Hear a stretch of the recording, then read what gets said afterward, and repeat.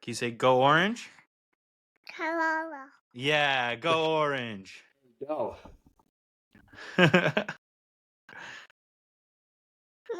Okay, yeah, mama. You're watching Domed In Cuse, the quick hit podcast for real orange fans. If you love Cuse sports, hit like and subscribe. Alrighty, everybody, welcome back. New Domed In basketball episode. Here we go. We're going to the Players Era tourney in Las Vegas. Exciting. So honestly, man, this week is up there with my top 2 or 3 weeks of the year. I love this week. As a college hoops fan, it's an awesome week. It's one of those weeks where you get the hoops starting at noon all day long, all during the week. I love this time of year, man. I think as a general sports fan, right? Because not only do you have your college hoops excellent, obviously, all day, you've got NBA full swing, NHL full swing, you've got NFL throughout the week, right? So you're going to have it on Thursday. I think, is there a game still on Fridays now still? There is a Black Friday. Yeah, and then you're going to have Sunday. In the meantime, you're going to have college football every day. So it's the best. It is the best time of the year, in my opinion, because you have all those things, right? So it's not only, I don't know, it's the best. March is pretty good too. March and April timeframe is pretty good too. March rocks. Because you also get the Masters in there. But, NFL is not in full swing during that. So this is like coming down to the playoffs, and you got college, and it's also that week of college football where it's like rivalry. Yeah. It's like this is the best. It's like the crescendo weekend of college football, along with like college basketball's ramp up week. And you've got the NFL just owning Thanksgiving, dude. Like, I love this week. It's just like, if you're a sports fan and it's just a week you're home, you're with family, you're hanging out on the couch, it gets no better than this, And we're all mad as fuck that JMU is not in the playoff, and Tulane is. It's like that kind of week, right? Where it's like you've got all these like BS arguments about this team needs to be in, and Oregon doesn't have a quality win. Well, okay, who's Notre Dame's quality win? But they have the best losses. But Miami beat Notre Dame. So it's all the best kind of conversations and fights you can have. Obviously, this, but both my sisters went to Michigan. So this is a huge week for them, Michigan, Ohio State. I can't wait to poke at them a little bit. I love poking at them a little bit during this week, but I also don't particularly like Ohio State myself, mainly because of Aaron Kraft, really. I really don't. I think it's really because of him in general. I thought it was, honestly, I'm surprised to hear that. I thought you were more of I'm a tried and true Ryan Day hater, to be honest with you. Oh, yeah, I do hate Ryan Day, yeah. I'll fuck Ryan Day. We're Team McCord all the way, Right, but Aaron Kraft came first. That's true. That is true. And I will say, our freshman year at Cuse, when we lost to Ohio State in the Elite Eight, that was a particularly hateable Ohio State team with Kraft and Sullinger. Still hurts. And Fab Melo wasn't there, and we would have won that game with Fab Melo. We win the national championship with Fab Melo. So if I'm being honest, I have an asterisk over that whole thing, because I think Syracuse really won the national championship that year. That's true. Yeah. And RIP. RIP to the great Fab Melo. Anyway, we're excited not just about basketball, but about all of Feast Week. And we go into Feast Week playing in the Players Era tournament, right? So that's exciting. It's a new tournament. It's exciting. This is the kind of thing we're going to see in college basketball. Didn't they say they signed somebody for like 10 years now in the Players Era? Like a 10-year contract or something? I thought I saw that. You may be right on that. I hadn't seen that. But this is going to be one of the marquee MTE events, like early season tournaments, because of the cash prizing, right? I know we spent some time talking about Maui in our last episode, but this is what early season tournaments are going to look like moving forward. There will be cash prizing. It's all blue bloods. I think there's a debate to be had. I know GW's coach Chris Caputo had that clip earlier this week about the fairness of these sort of things for some of the mid-majors, or really the top mid-major leagues in college hoops. But this is an exciting event, and it's a big deal that Syracuse is included. We want to show out in this first iteration. It seems like it's Louisville who committed to a multi-year agreement with the Players Era Festival starting next season. Jeff Goodman said breaking top 10 programs to sign multi-year agreement to join Players Era. It's behind a paywall and On3, so I can't see what it is, but I think it's Louisville, looks like, by the comments in the section. Exciting. Exciting. So listen, people are a little bit upset because they feel like this is destroying Maui, right? But it is. I don't care. But the thing is, it's like Maui could do this, right? Like they just need to get it together, right? Like it's one of those. It's like it's just it costs a lot to go to Maui. And if there's no cash benefit for these schools on the back end to be playing there, it Might as well doesn't play make in the sense. 7th island, Right? Las Vegas. That's what There they call you go. it. Inside There you knowledge. go. That's right. You're a big Hawaii guy. Big Hawaii guy. Went there on my honeymoon. It's a fantastic place.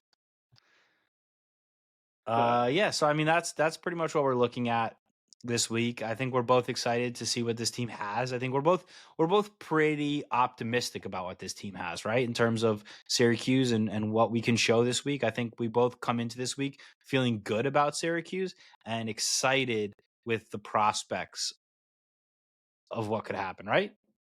100%, dude. This is baseline exciting for us to be playing. We've talked about it, but let's just dive into it quickly. I think just in our first couple matchups, we'll call our guaranteed games. Maybe just do a quick deep dive into Houston and what they look like this year, and then we can jump over to Kansas. But I think Houston, we've talked about it. There's no mystery in how they're going to play. Physical, they're going to get after you on the glass and on defense, and really try and just kind of overwhelm you with their athletes on offense. Good backcourt, Uzan, Fleming's stud freshman. Uzan's transferred in last year, but has been around in college basketball for a while. Just rock solid backcourt. Athletic front court as usual, right? JoJo Tugler, really awesome utility man in the front court, like defense, offensive glass, blocking shots. He's just everywhere. And then Chris Sinak, freshman big, really explosive athlete. I think is still learning as he goes there, but is kind of buying into what Sampson likes to do. And then we've got Emmanuel Sharp kind of on the outside, who's just as rock solid of an outside shooter as you're going to get. Has been down in Houston since 2010, it feels like, but this is just a really good team, dude. And I don't know how much we want. I don't think we need to get into X's and O's and what this is going to look like, but this is an awesome test for Syracuse early in the season, right? And it may get ugly. Who knows? I don't really know what to expect out of this game. I'm happy we're playing in it, and this is going to be a huge barometer game for us to see, frankly, where we're at. Because I don't think as a fan base, we really know after these first 4 games that have really just kind of been exhibitions in terms of quality component. Can we say for Syracuse that this is going to be maybe the most important game to dictate how our style is going to look throughout the year? I think in this game we need to get to our style of play because I feel like if we're going to score against Houston, it can't really be in the half court. We've seen our half court offense is kind of meh, and we know we can run in transition and we have athletes. And I feel like if Syracuse is going to do a good job in this game, it's going to be running in transition. It's going to be getting out on the break. It's going to be our guards, right? This is going to be a game about our guards. What can we see from our guards? JJ needs to get downhill. Nate George needs to control the pace of the game. Nate Kings is going to need to make shots. Cayenne's going to need to get in the game and score. And can we get a couple of their guys in foul trouble? They don't go very deep, right? So if we can get a couple of their guys in foul trouble, we're going to be seeing some guys who are a little bit more raw, right? And if you can get a couple of raw guys on the court for Houston, that defense is not as intimidating as it is when their starters are in the game, right? They're a top 7, let's say, are in the game. So I think for us, this is going to be really, really key. Can we get into our flow of the game? Can we get Houston playing our game? Can we force turnovers? Can we get out of a half court set game? That's all the kind of stuff that's going to be important.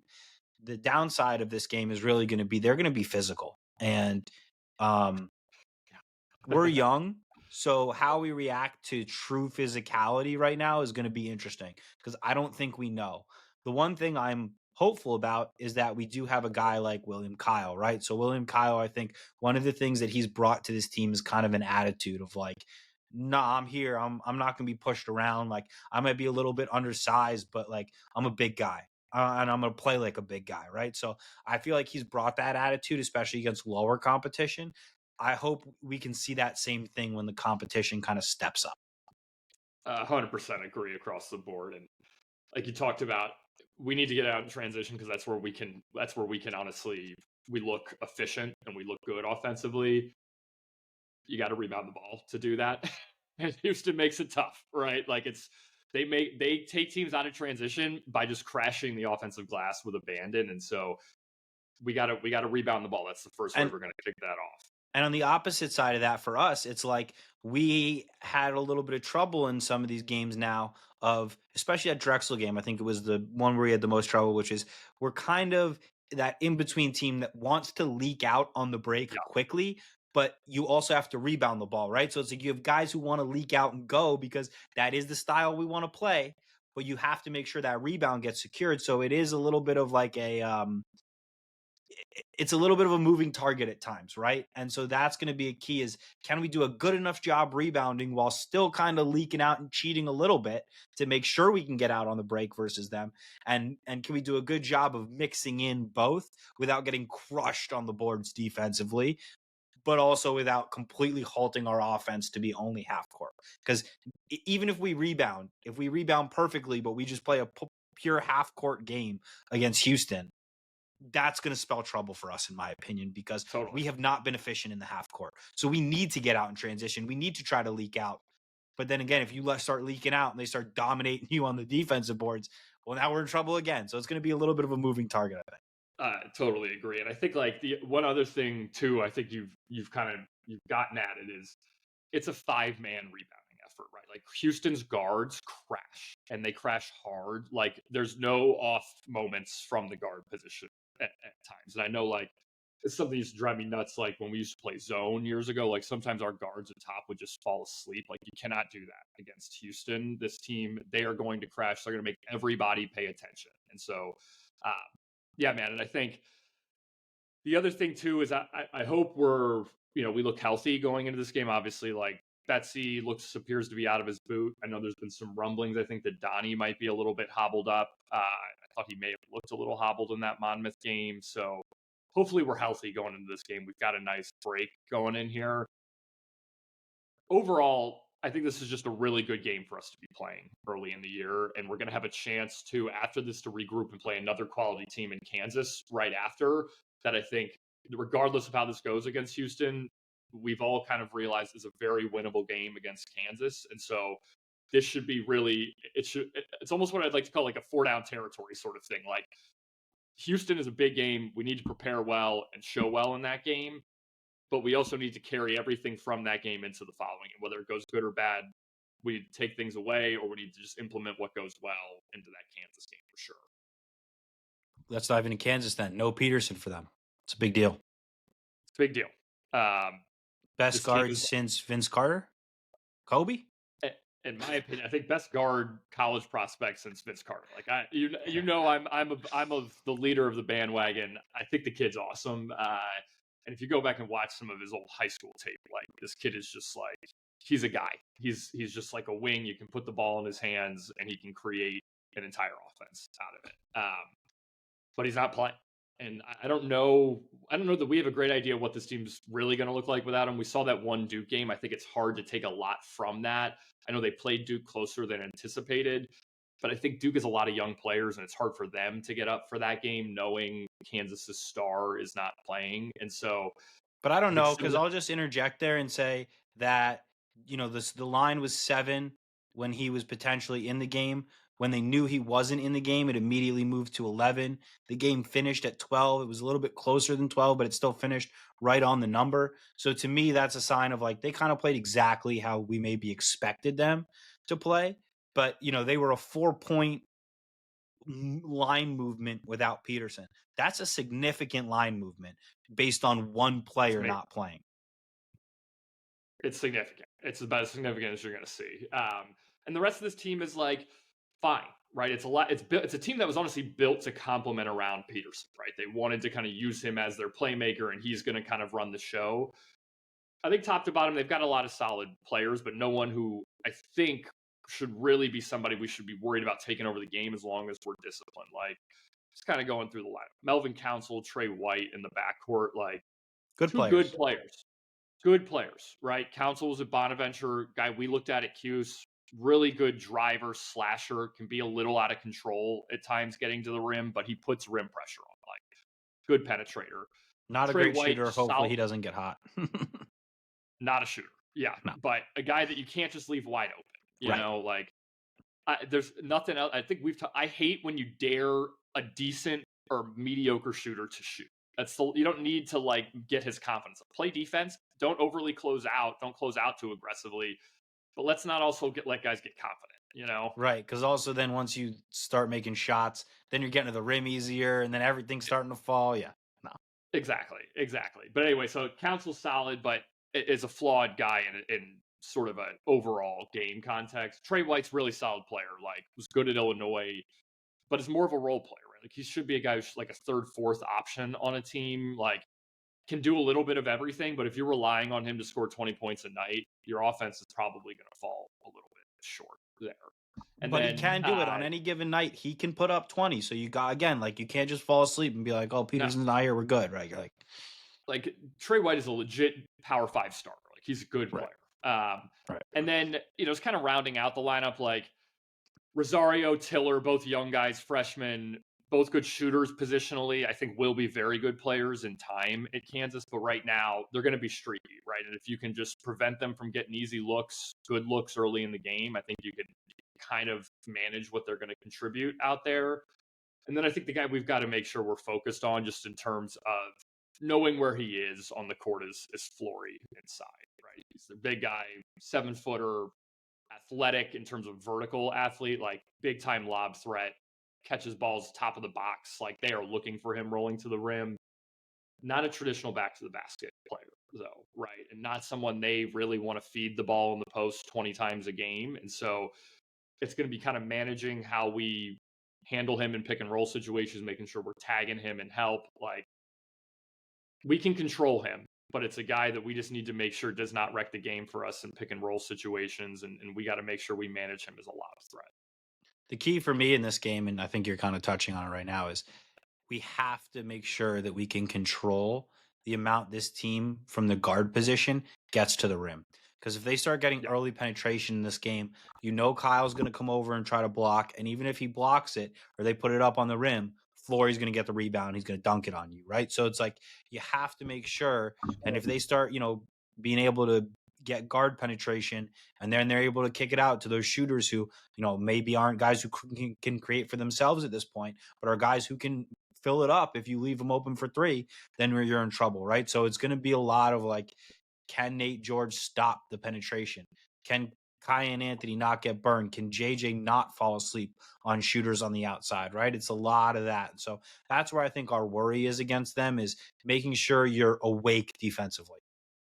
100%. And you called out basically what is the baseline principle of the Kansas offense, which is that guard dribble drive. They like to spread the floor out and they want their guards to get to the rim, like the Devon Dotson, Sharon Collins. Like we've all been through the gambit of Kansas guards or Frank Masons, like these guys that just can get downhill and get to the rim, and they've always got a big guy who's there to clean up the glass. Or once you start overreacting, can pin his guy right in front of the rim for just a little drop in. Like we've got to be aware of that. And they're going to do a ton of that with White and Council. Like that's how they're going to put pressure on defenses without Peterson, is they're going to basically try and get those guys in high screen and rolls and getting right at the rim. And guys who don't necessarily score, because Kansas has not, like those guards that you mentioned, they're all better playmakers than they were scorers. You know what I'm saying? These guys get downhill looking for that open guy, right? They would prefer to pass it out to the open guy for three, right? So I think if I'm Red, especially in that game, if they're going to get some guard penetration, I'm going to let those guards who are getting into the hoop, let them get the points. And I'm not going to leave the shooters. I'm not going to leave Flory. I'm going to try to get up, on the boards and make sure we rebound so that if they do miss, some attempts near the bucket, that they miss them. But like, I don't think I want to over rotate and help, even if they are getting some guard penetration. I agree pretty much at large. The one guy I would say maybe not as Council, because he's like a slasher, he's a scorer, right. And like I think if you can corral him, you're going to get some turnovers and some wild shots at the rim from him. Yeah. Because like I do like Mel, but he is out of control. But I agree. Like Trey White is a guy you do not overreact to at all. Like, and they're going to kind of make him play sort of that point forward, point wing sort of role now without Peterson. Stay at home, be disciplined. We got to know where our rotations are. 100%. Like, just be disciplined against this group. I also really don't mind, though, if Council scores 20 against us. I mean, if Council's their leading scorer and we control Flory and no one else is really a significant factor, we're going to win the game. That's kind of where my head is at on that, because I agree with you. Yeah, if you can corral him and stop him, you're going to get turnovers, and that's great. But I also feel like if you just let him get his, he is not going to bend your defense and break it in a way that, like, if Trey White starts to score and then he can start, dishing it to guys and getting it to guys, and then I think you're really in trouble. Or you start having to scramble, and even though you're stopping Council, he's putting wild shots up on the rim, and Flory's dunking on your head on every rebound. That's the big one to me, is like, you can't, just because Council's driving, you need to be disciplined in your help and rotations. Like, because it shouldn't be like we're just overly rotating and then leaving Flory, because that's what they want. They want to just put the ball on the rim and then attack kind of off that 100%. Like, it needs to be buttoned up. We need to know where the big guy is at all times. No over helping from Kyle. And so, which I actually think he's done a good job of early. Like, we've had a bunch of overly aggressive big guys the last handful of years at Cuse that are just jumping at stuff that they don't have business helping on at times. He's been better at that, and that needs to continue here. But every big guy is going to do that if you let guard penetration, right? So if you're going to, if they see the guard coming free down the lane, it's just a natural instinct for anybody to try to go play defense. 100%, dude. I mean, like, the how you kill a defense in basketball is you let guards penetrate into the lane every possession. Get 2 feet in the lane, good things happen for an offense. All right, so last thing here on the Players Era. You had mentioned to me that the Players Era has some different rules. Yeah, it's a weird tournament. Like, they're kind of like metricifying early season tournaments now, but I think just for the general fan base, it is a bit of a weird tournament in terms of rules and how you advance. So baseline obviously is record, right? Like, the best teams with the best records are going to move forward, and that's baseline how they're going to determine who gets the championship game. Then there's a point differential component here as well. So obviously each team's playing 2 games. There will probably be multiple 2-0 teams. From there, they go to point differential, but the point differential isn't total. So it's basically capped at 15 points per game. So say, just for argument's purpose, Syracuse were to beat Houston by 30 and then beat Kansas by 20, they're only going to get credit for winning by 15 in both of those games, right? In terms of like your max aggregate point differential. So it's capped at a total of 30, but 15 per. So it's a bit unique in that regard. I don't think it'll stay like this moving forward. I think eventually they're going to need a bracket for this thing, but a bit unique, and I'm sure it's something that gets covered quite a bit in the first couple broadcasts here, because I don't think anybody has any idea how this thing is determined. That's really interesting, and I love that breakdown, because it makes it hard for us to kind of suss out who our third game would be against. So that's why we're not doing any kind of preview over like who the third game is going to be. We'll see how it plays out in the actuality of it. But I think we're both excited, so let's see what the boys have. 100%, dude. Next, we're going to just touch on a little bit of ACC basketball and what we've seen from everybody else throughout the country. All right, everybody. So we're sports junkies. We've been watching a bunch of college basketball throughout the year. I think this is going to be our chance to go ahead and give you a breakdown on what the rest of the ACC looks like, and also, some of the competition we've seen around the country. So, Tav, you want to get started on kind of like an ACC breakdown? Yeah, I think we tweeted this out the other day, the overall importance of, frankly, the league's success in out-of-conference play, right? And the weight that carries later in the year, particularly as the net starts to get released. These early season games matter a lot. We need the ACC to win games early in the year against other Power 4, Power 5, we'll go the Big East in their conferences, because it just matters a ton metrically as the year goes on. When you're playing conference games for 2.5 months later in the season, you need those games to matter and hold weight. And right now, the ACC is just honestly performing much better than they did the last couple of years. And where it's going to bear out is we're going to see 5, 6, 7, 8 teams maybe enter the NCAA tournament later in the year if we just kind of continue this. So, yeah, I think my overall just assessment right now of the ACC is the league, top to bottom, is a ton better than it was last year. Like, in terms of depth, I think the last couple of years we've looked at a league that is incredibly top heavy, 2 to 3 teams, rest of the league kind of back, right? Like, there isn't even really a middle tier. Like, it's just kind of been great, mediocre, awful, right? And that's That's not sustainable for the conference long term. Like the conference needs the depth to be needs those there. good teams. That middle in between the really good and the mediocre needs those good teams. Exactly. You need those teams where every night is a battle in the ACC, even for the top teams, right? And I think you're seeing that this year. And so, I think we obviously have covered Cuse at length here quite a bit. They're obviously a big leaper, hopefully, in terms of just quality from the bottom of the league up and towards the middle, hopefully middle top of the league. But there's several. But let's start with the top teams. Let's start with the top teams, right? So the top teams, I think the top tier is still very, very good in the ACC, right? So for me, you tell me if you disagree, but kind of the top 3 teams for me coming into the season are Duke, Louisville, UNC, right? And it goes in that order for me, but I have been extremely impressed with Louisville to start the season.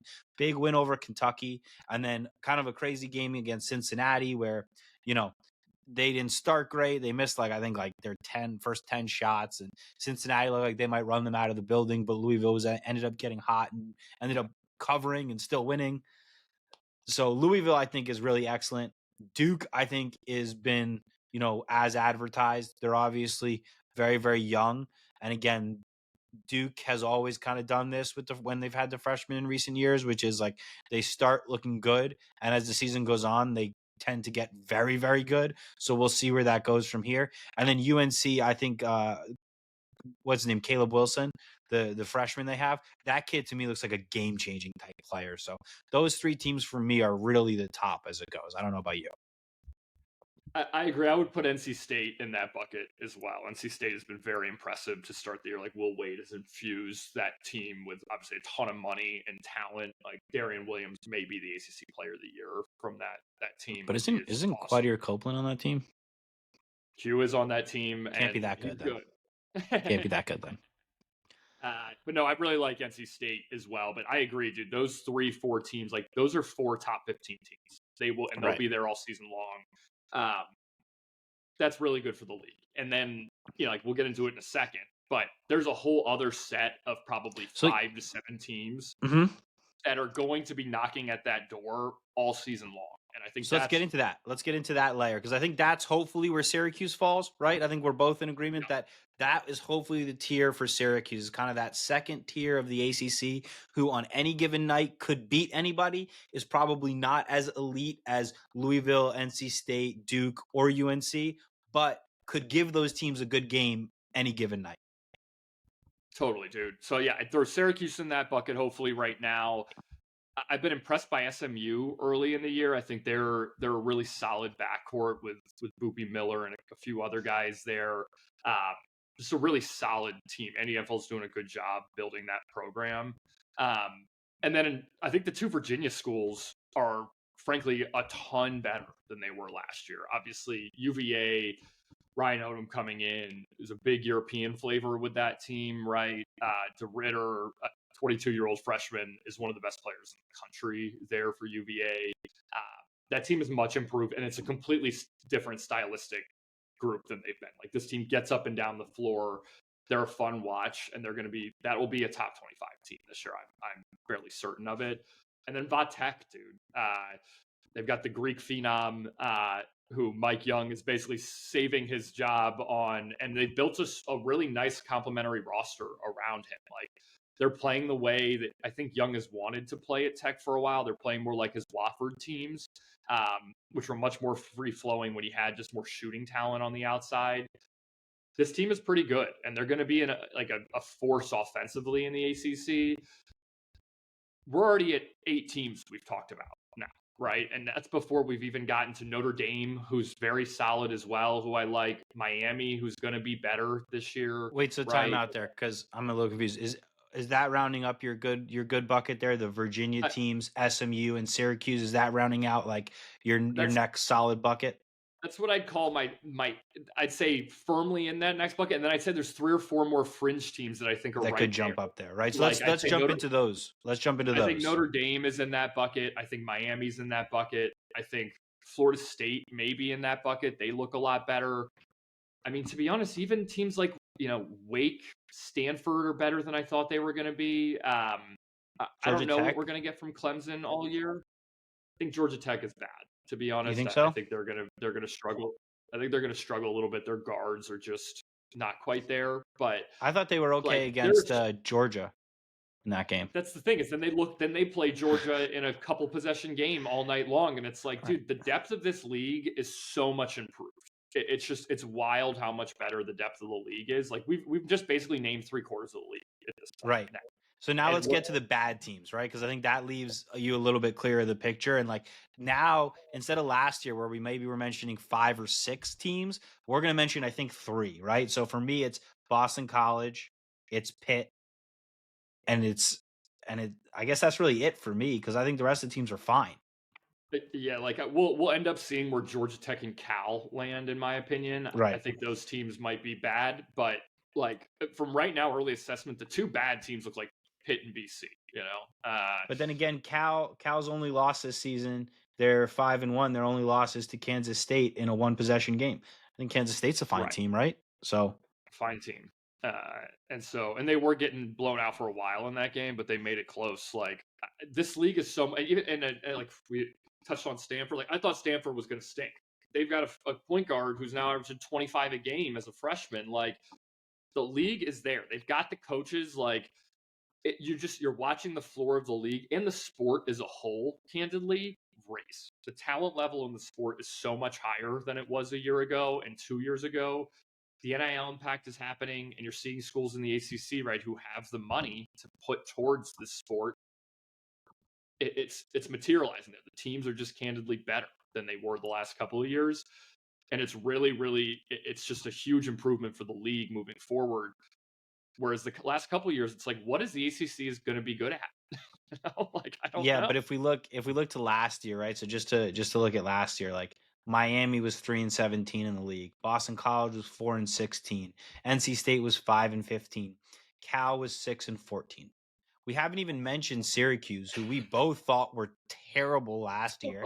And unless they played another one of those teams, had like no shot at beating some of the better teams in the league, right? I think you could probably say the same thing for Pitt on most nights, which is they weren't really beating anybody who was ranked. So if we go all the way up to Virginia Tech, who was 8-12 in conference and 13-19, they didn't even have a win against the top AP team.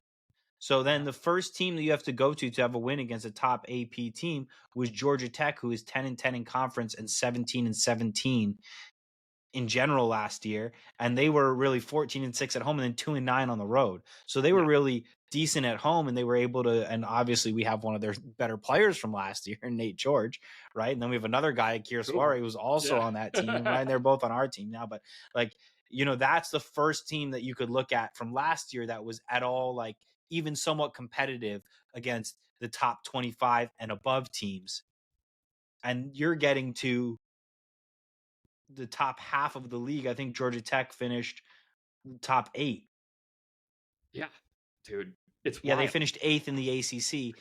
Everybody from 8 and below was a disaster last year. And right now we're talking about the bottom 4 teams or so as being potential disasters. But then even within those 4 teams like Stanford and Cal and, you know, well, BC sucks and Pitt sucks. But 2 of those 4 teams you're looking at like, hey, like they're sneaky.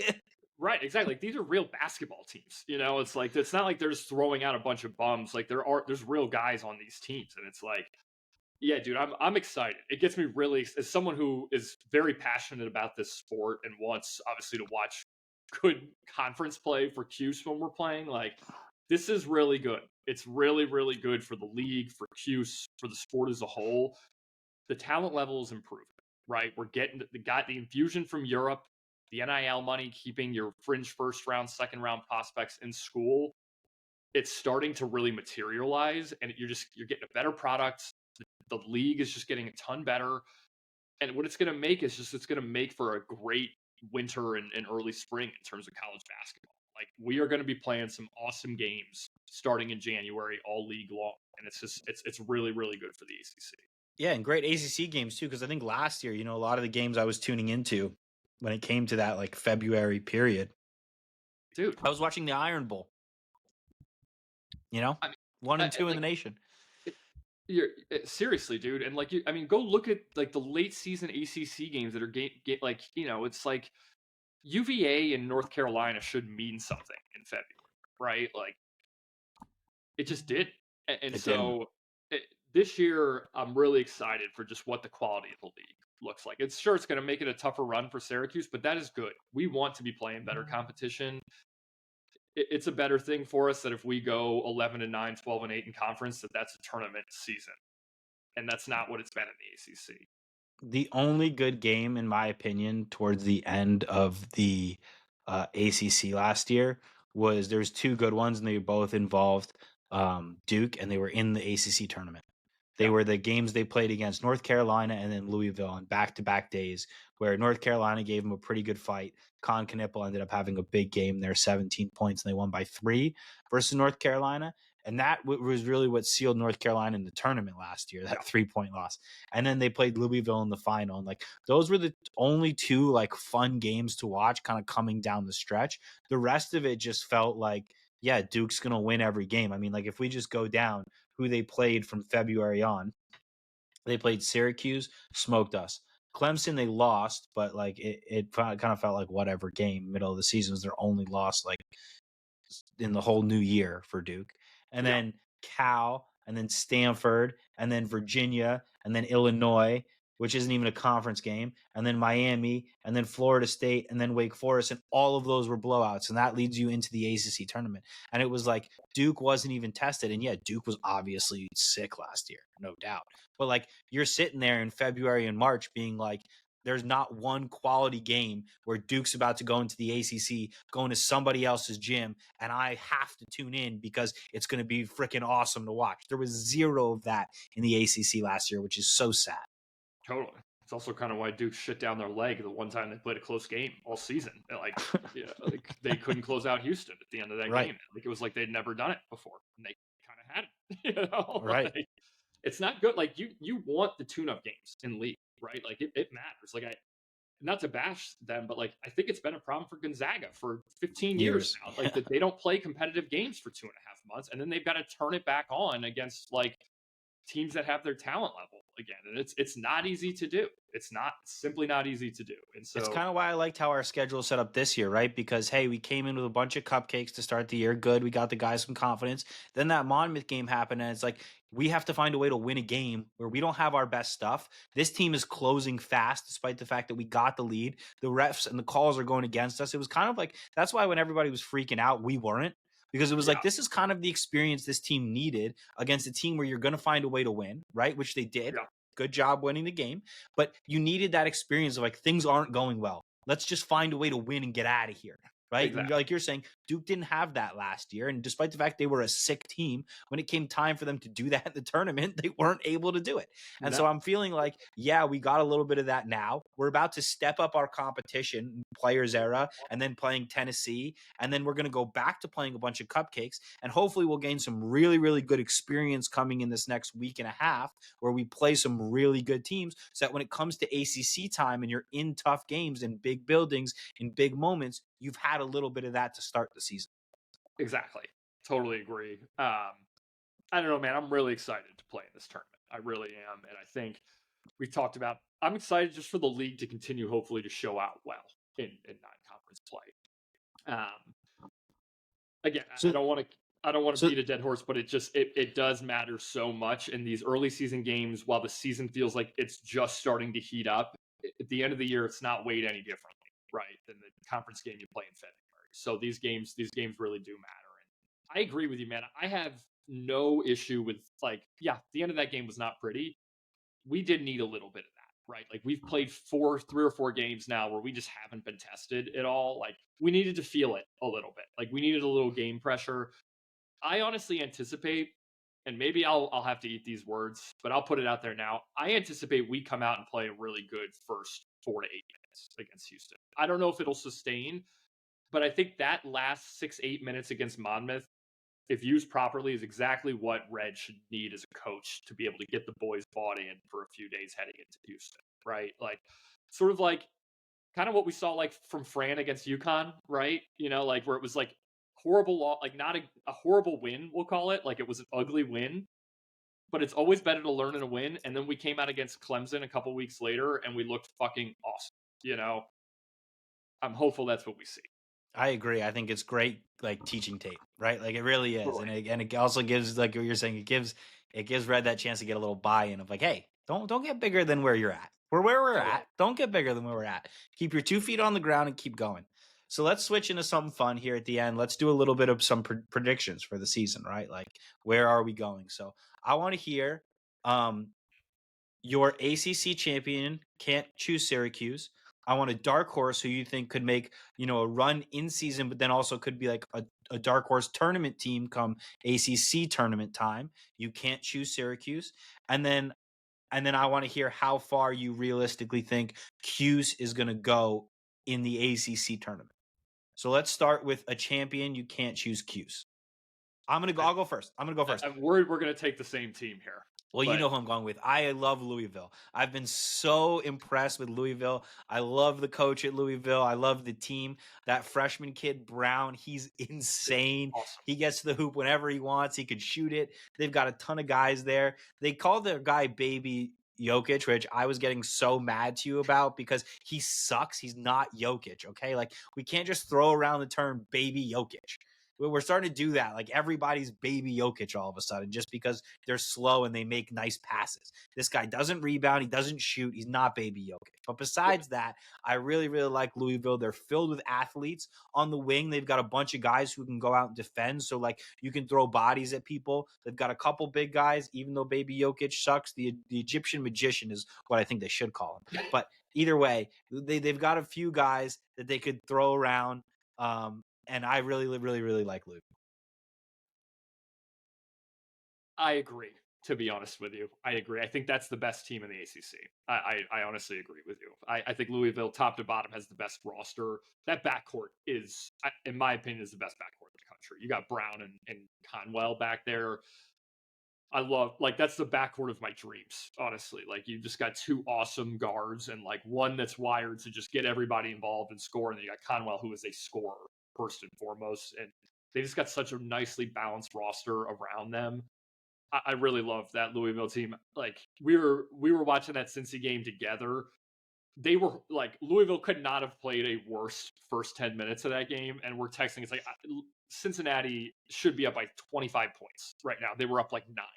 And the second they weren't, and Louisville hit one shot, it was like, oh, fuck, they're done. It's like a 6-point game. It's like, this game is over. It's over. They're going to win by 12. Yeah, it's over. I love Pat Kelsey. He's reinvigorated that program. Louisville is a giant in the sport when they're run properly, and he's got it humming. I think they're the best team in the league. My dark horse, I will say, the only other team I would throw in there right now that I think actually, I don't think it's Duke, personally. I don't. So wait, for dark horse, we're going to put some parameters on it. You can't choose Duke, Louisville, or UNC for your dark horse. I will let you go for NC State if you want. That's who I was going. That's the direction I was going there. I think NC State has a chance just because they can score. This team is going to score a ton, and I don't think some of the other teams in the league are as good defensively as they have been in the past. Like Duke is who I'm really talking about there. Mm-hmm. I do like Malik and Gongba. I can't pronounce that name. The center is very good inside. That's a very athletic front court. I think when they start putting Boozer out there with the other big guy, they start to get less versatile a little bit out there. And I think there's ways that you can exploit them getting up and down, which I think is what NC State is just really good at. And so, I think NC State will blow games that they should win because that's just Will Wade. He's a talent infuser, but he's also kind of a roll the ball out there guy, and it's gonna get out of control from time to time with them on the court. But that team is loaded with talent, and he's brought in some of the best scorers in college basketball. They're going to be a player in this league this year. So they're sitting at top 25. I think you're probably right. They're probably the 4th best team, and they're probably the favorite of the dark horses, let's say. I'm going to reach a little bit further down. I'm going to go for Virginia Tech. I really like the European kid they have, the Greek kid. And I think Virginia Tech could be a fun team come tournament time. Remember, the reason we're picking here is for the ACC tournament, not if they can finish first in the league. And I think you probably have a better argument on NC State finishing first in the league than finishing first in the tournament. Because I think come tournament time, like you're saying, NC State's going to be one of those teams that has highs and lows, and they could certainly get hot and roll through the ACC tournament. I also think they could show up to their first game, put out a dud, and be out of the tournament in the first game. I 1000% agree with you, and I almost guarantee NC State is not playing beyond the Sweet 16 this year. Right. I will call that out now. I agree with you 1,000,000%. I am not a Will Wade on the floor, on the in between the lines coach. Right. He is a talent infuser though, and so it's going to get off the rails a little bit. But I love Vatek too. Like Neo is awesome as just a creator. Put the ball in his hands, let the magic happen, and they have one of my favorite role players in all of college basketball, Toby Lawal, VCU transfer, absolute nuclear athlete at the power forward position. Like kind of, if you're looking for sort of a player comp, like Brandon Clark, played at Gonzaga with the Grizzlies now, just pogo stick, 6'8", shot blocker, lob threat. He has been awesome. He's averaging 14 and 12 with Neo this year. That team is really soundly built to be able to operate around him as a primary creator. So I'm taking it because I do think that they will have a lot of times, in my opinion, the best player on the floor in the tournament, in the ACC tournament, and that's why I think that they could go. I also like another guy that I like on their team is Hansberry. He's obviously their leading scorer right now, and he can really fill it up. So he's a guy who's shooting 80% from the free throw line, and he's pretty physical too. So I like how that team is built, like you're saying. They do go pretty deep in their scoring. A lot of guys can kind of play on that team, and I'm excited to see what they could do with a guy who, I think is going to be able to average 6-7 assists per game as like a kind of a big point guard, right? So that's my choice. Now, final prediction: how far do you think Syracuse gets in the ACC tournament? I'd like to say we get to the final 8 of the tournament. Giving us, I think that gives us 2 wins based on probably like a middle of the pack ACC finish, which is I think where we're going to end up, probably hopefully somewhere in the 6 to 8 range of the ACC, which I think, as we're saying, is going to be a very competitive league this year, is going to be pretty good. I think we're not going to finish ahead of those top 4 teams, and then I think we're going to be right in there, whether it's 5, 6, 7, 8, 9. I think we're right in that like 5 to 9 range. So if we can finish anywhere from 6 to 8 in the league, I think you probably need 2 wins to make it to the final 8 in the ACC tournament based off of that, right? And so that's kind of what I'm hoping for, is 2 wins in the ACC tournament, against similar-ish competition. And I think those 2 wins are what helps catapult you into a good seed for the NCAA tournament. Totally. I agree. I think quarterfinal of the ACC tournament I can live with, right? Like you get to that final 8, I think depending on where you land, that might be 1 win in the tournament just based on where you finish. Yeah, I have to look at the bracket again. I'm not totally sure. But I agree. I think final 8 there. And honestly, one thing I did want to call out, because I think it's just notable based on our schedule, is we play basically the top 4 teams in the league on the road this year, which is just a little bit, it's just a big thing to bite off. We're at NC State, we're at North Carolina, we're at Duke, and we are at Louisville. We also get a nice gift of being at UVA tossed in there as well. So make no mistakes, like we play a very tough league schedule this year too, like about as tough as it can possibly be. I would love for us to win one of those games. I know it's an uphill battle. This is kind of like my honorable mention for ACC finish league play. If we can somehow win one of those 5 games on the road, I will feel so good about where this program is at. I think, one of the things that I think is good about this year, I feel like that's somewhat realistic. Like last year, that did not feel like it was in the cards at all. No. This year, I feel like, hey, if we put our best game out there, we could play with anybody. I agree. And so it's exciting, man. Looking at that ACC schedule, like it's a gauntlet. It is definitely a gauntlet. And I'm happy that we do get to start, at least I think, with Clemson, Georgia Tech, Pitt, Florida State, BC. That's our first 5 games in conference. So there's a way where we could pad a nice record to start the year. That's important. Before it gets tough. Yeah. Exactly. Because then it immediately goes into Virginia Tech, and then we're Miami, NC State, Notre Dame, North Carolina, UVA. So it heats up quickly there. But think there's a way where we could kind of get to the top of the standings, and then we're sort of trying to hold court a little bit in terms of preserving what our record looks like for the rest. And so where we're at now with the next 2 weeks, decide really if those games that you're talking about on the road versus top competition, are those going to be marquee matchups that everyone's going to want to dial in for, not just us hardcore Qs guys? Are we going to get national eyeballs in those games? The next 2 weeks really decide that. The next 2 weeks are very important for our season. If we can pull off 1 or 2 wins in the next, out of the next 4 that we're going to play against quality opposition, then if you throw Tennessee and whoever the third game is in the Players era, if you can pull 2 out of 4 wins, and then like you're saying, you start in conference play and you've got, some easier competition to start, you can start pretty hot. Let's say you start 4-1 in that feels pretty good. All of a sudden, you're going to be in a position where you probably have already banked. If you win 2 now and you can start winning by at least winning 4 of 5 of your first games, you're probably going to have banked 15 wins, 12, 15 wins in that time frame, right? Exactly. If we can just get 1 or 2 of these 4 games in non-con, it will change our season. You're going to be at 15 wins. Yeah, a major uphill battle if we cannot get any of these games. We need to get one, honestly. Takes a lot of pressure off conference play. And then, if you win one of these ones in the next 2 weeks, you have a decent ACC record. And then what you're saying happens where you win one of those 5 on the road, specifically if it's really against like UNC, Duke, Louisville, and those teams are what we think they are. All of a sudden, you're really looking at what we kind of are predicting for this team and what we are kind of setting as our expectations, which is you are solidly an NCAA tournament team. No question about it. No bubble conversation. You're an NCAA tournament team, and you're probably in that 8 seed range at least, right? So that's what we want for the season. And so that's kind of the roadmap of how we get there. And over the next 2 weeks, it starts by getting a couple of wins. 100%, dude. That's where it starts. All right.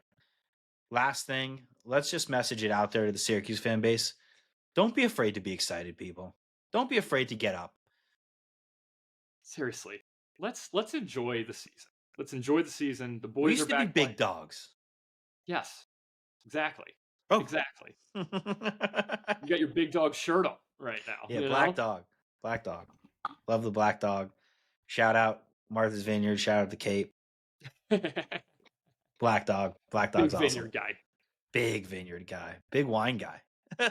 True. That's true. I will have bottles of wine open each of the days of feast week, like because I'm working from home this week, which is nice, and then I've got Wednesday and Friday off, so I've got a nice long week, and I will be opening up bottles of wine to drink and watch my Syracuse Orange, and I will be excited, and I'll be optimistic, and I'll be behind the boys, and I hope everybody does the same. And we'll have domed-in holiday wine selections coming out soon. Oh, yeah. I'll probably be halfway in a bottle on Monday night. I'll just bring it with me to the stream, so we'll see what I'm drinking. All right, everybody. Have a great week, and, join us for what's going to be an awesome holiday week. Let's go Orange, baby. Let's go Orange.